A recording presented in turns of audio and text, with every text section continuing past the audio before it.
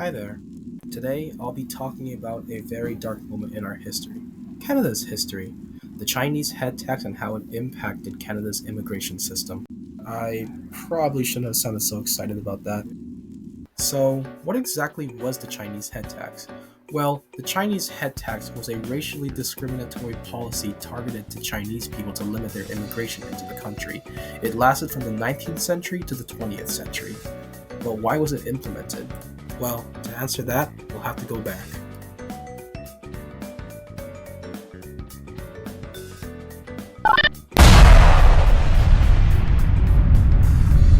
Alright, I think this should be the what the hell. Anyways, the year is 1858, the year that started what was known as the Fraser Gold Rush, a period where gold was dug up in the Fraser Riverbank. About 30,000 prospectors rushed to the Fraser Riverbank in hopes of discovering gold. And gold they discovered. This influx of minorities ultimately changed the economic state of Canada and its population in general. This happened right around the time that the Pacific Railway was being built as well. And with the massive boom in population, Chinese immigration had also gone up, specifically when the Canadian Pacific Railway was under construction. Thousands of Chinese laborers were recruited to work on the railway under not so safe conditions. Because Chinese people just love their $2.99 an hour. This giant increase in Chinese laborers and immigrants in general kickstarted Canada's anti-Asian racism. I think it's important to note that with Canada's political status and the state of the economy literally increasing as the seconds go by, Chinese workers really had no choice but to provide labor knowing that their wages were worse than a modern retail worker. Coupled with the fact that poverty was very common in Asia and is still a problem to this day. Now, let's get into the actual taxing part of the Chinese head tax. In 1885, the Chinese Immigration Act would be levied in response to the overwhelming number of immigrants coming to Canada.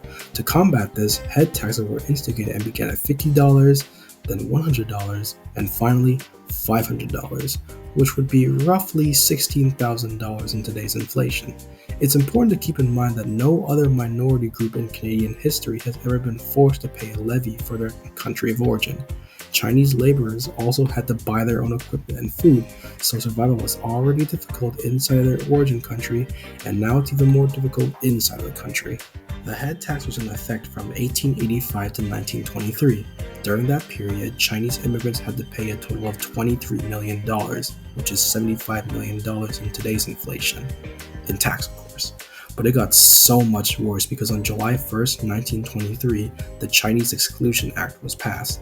That meant that Chinese immigrants were banned from entering Canada with only a few exceptions, that being diplomats and government representatives. This lasted until 1947 when it was repealed. That meant that any Chinese immigrant who had previously been to Canada, whether it be through labor or starting a new life, could not vote, own land, or bring their family with them at all. In addition, they couldn't practice law, medicine, hold public office, or seek employment, which a lot of you in this class need. As a result, it has left a legacy of separation of families and abhorrent racism towards Chinese people in Canada's history.